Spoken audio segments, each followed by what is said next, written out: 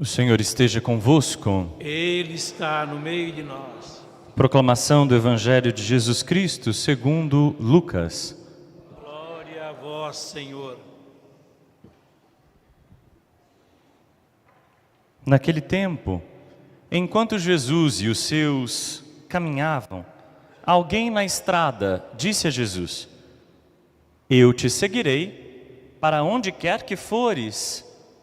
Jesus lhe respondeu: As raposas têm tocas e os pássaros têm ninhos, mas o Filho do Homem não tem onde repousar a cabeça. Jesus disse a outro: Segue-me.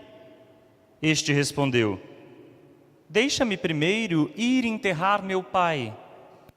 Jesus respondeu: Deixa que os mortos enterrem os seus mortos, mas tu vai anunciar o reino de Deus.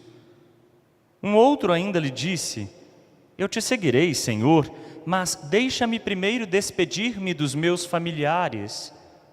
Jesus, porém, respondeu-lhe: Quem põe a mão no arado e olha para trás, não está apto para o reino de Deus. Palavra da salvação. Glória a vós, Senhor. Pelas palavras do Evangelho sejam perdoados os nossos pecados. Amém.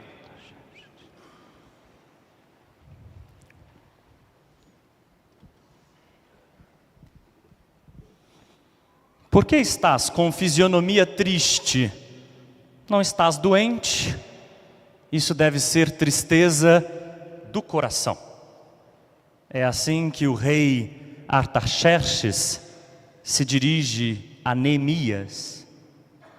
E Neemias lhe explica, tentando encontrar graça diante do rei, que sua cidade está em ruínas, também os túmulos de seus pais, e que, portanto, ele também não pode se esquecer de Jerusalém.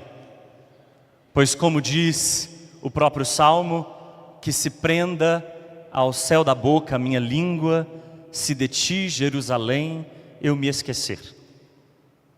E rezando aos céus, ele encontra graça diante do rei, que lhe provê ajuda para reconstruir as muralhas da cidadela, para reconstruir sua cidade. Ora, a ruína não é só fora, a ruína é dentro.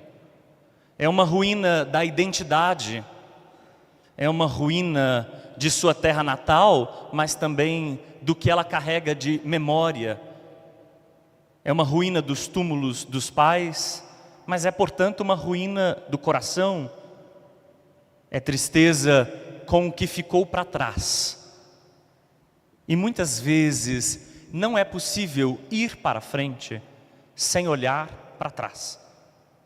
Muitas vezes não é possível refazer caminhos, não é possível levantar-se na vida se nosso passado encontra-se em ruínas, se os nossos cemitérios interiores estão pouco visitados, esquecidos. Sim. Parece ser importante que a gente perceba, reconheça, nosso passado tem seus mortos. E a gente não está falando só de gente que morreu mesmo.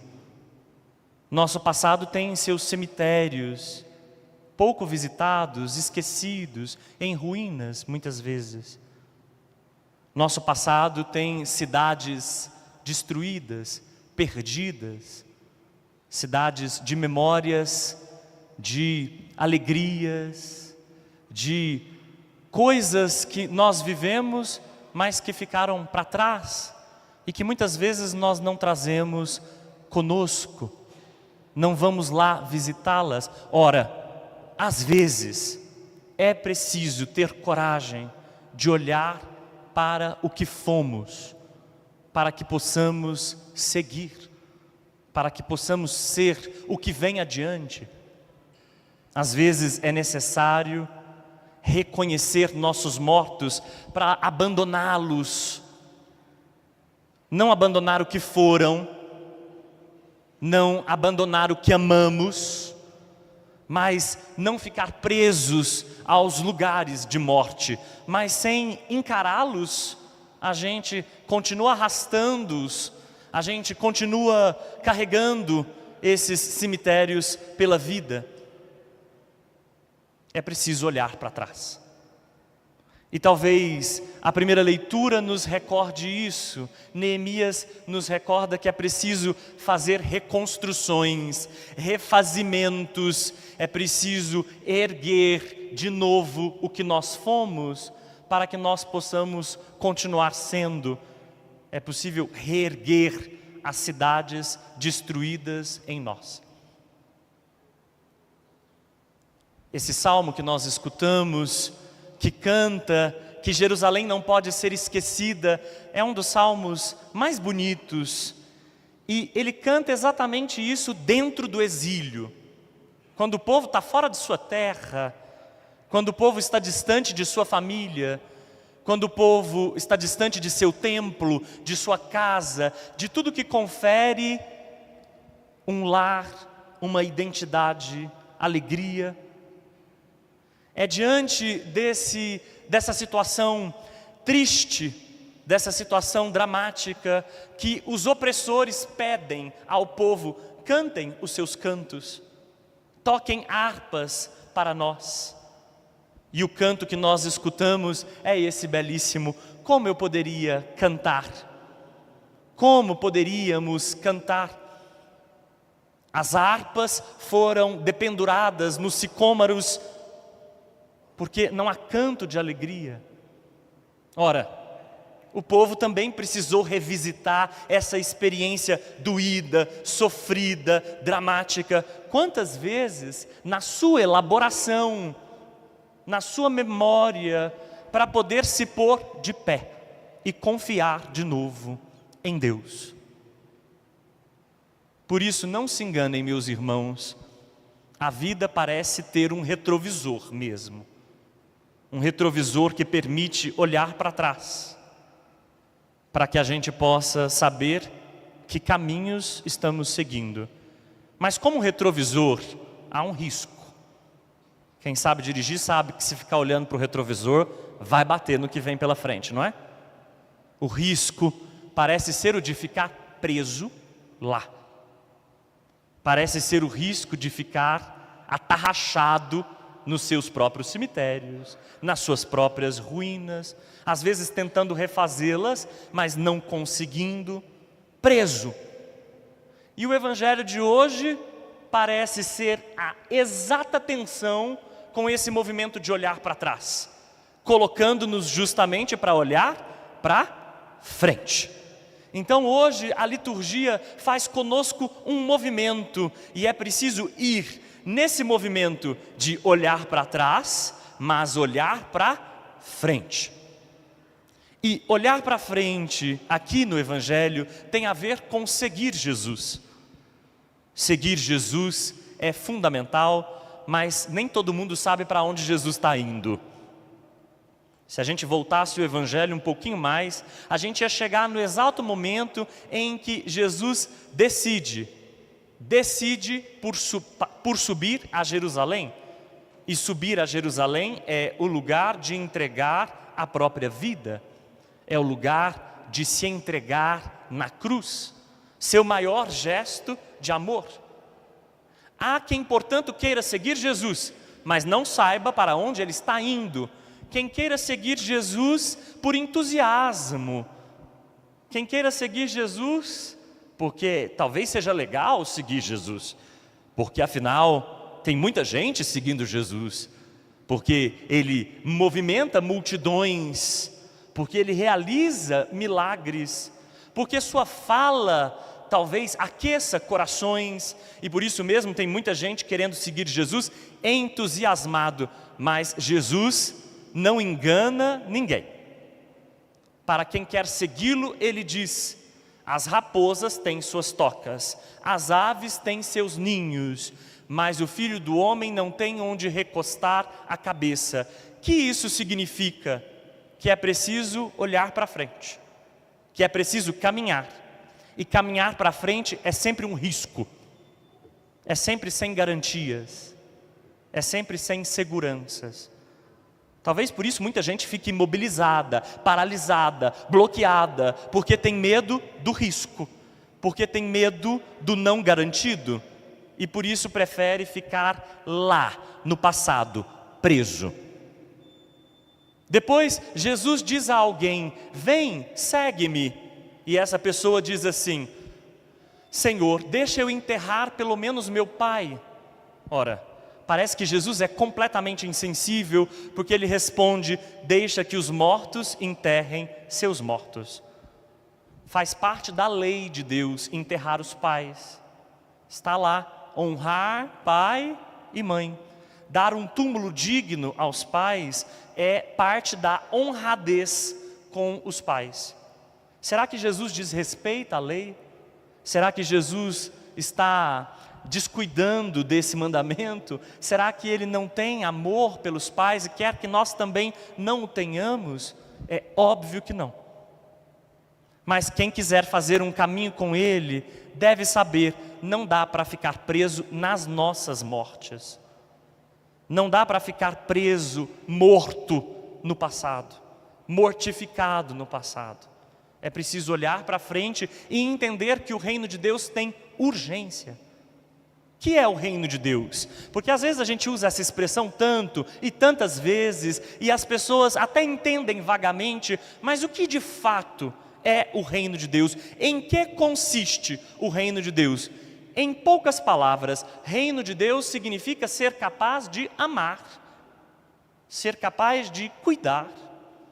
É evidente que Jesus quer que os nossos pais estejam incluídos no reino de Deus e por isso também sejam alvo do nosso cuidado, do nosso amor. Mas quantas vezes nós ficamos presos a mortes antigas e por causa disso não somos capazes justamente de amar, cuidar? Quantas vezes o luto não honra os que amamos, mas congela os nossos pés e as nossas mãos? Quantas vezes os nossos lutos não são a maior honradez que a gente pode prestar a quem a gente amou, mas são aquele sufocamento, aquele engasgamento que impede a gente de viver. Por isso, deixar os mortos enterrar seus mortos. Não é à toa que Jesus chama de mortos quem enterra os mortos. Não que o problema seja enterrar os mortos, o problema é que nós sejamos mortos também. Depois vem um terceiro sujeito, que até quer seguir Jesus, mas quer se despedir dos seus familiares. E Jesus mais uma vez diz: quem põe a mão no arado não deve olhar para onde? Para trás. Eu acabei de dizer que toda a liturgia faz um movimento de olhar para trás e olhar para frente. Mas parece que para Jesus, a gente também não pode ficar demorando, olhando só para trás, uma vida toda. Olhar para frente para gastar a vida no amor. Gastar a vida no reino de Deus. Hoje a gente celebra a Santinha do Amor, Santa Teresinha do Menino Jesus. Não é segredo para ninguém que Santa Teresinha fez de sua vida um pequeno caminho de amor. Ela dizia: não quero fazer grandes coisas, quero fazer cada pequena coisa, depositando em cada uma delas amor. É um jeito de dedicar às pequenas coisas atenção, cuidado. Talvez isso seja muito mais difícil do que buscar os grandes gestos. Eu acho que é mais difícil. Fazer cada coisinha minúscula do dia a dia, da vida, de forma amorosa, cuidadosa, isso é exigente. Um pequeno caminho, sim, mas um pequeno caminho exigente. Para terminar, visitando uma vez a Basílica de Santa Teresinha do Menino Jesus, em Lisieux, há sobre o altar uma grande abóboda, e nessa abóboda tem uma figura que é inesquecível. É Jesus tendo do seu lado esquerdo sua mãe e tendo do seu lado direito Santa Teresinha. As duas suspendem o manto de Jesus e debaixo do manto vão entrando várias ovelhinhas. E escrito sobre essa imagem está a seguinte afirmação, tirada também do Evangelho: vinde a mim vós todos que estáis cansados, aflitos, pois eu vos darei descanso. Essa imagem é uma imagem de ternura, é uma imagem de amorosidade.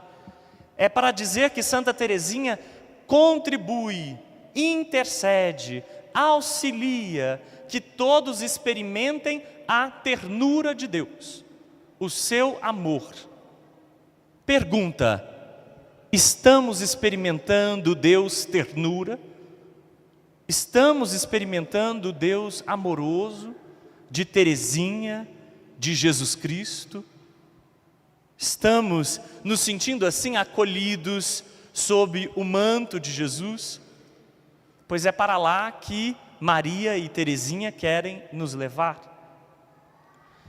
E é ela mesma quem nos ensina, se nós temos alguma preocupação, se o nosso coração está angustiado, é preciso não se angustiar nem com o presente, nem com o futuro. É preciso pôr nas mãos de Deus tudo. Quando a gente quer ir para frente, talvez a gente tenha medo, angústia, mas colocando tudo na mão de Deus, nós somos convidados à confiança. Só há amor na confiança, só há confiança no amor. Peçamos a Santa Teresinha sua intercessão para que nós possamos viver isto, esse Deus amoroso, terno, em quem podemos confiar, nosso passado, nosso presente, nosso futuro. Amém. Amém.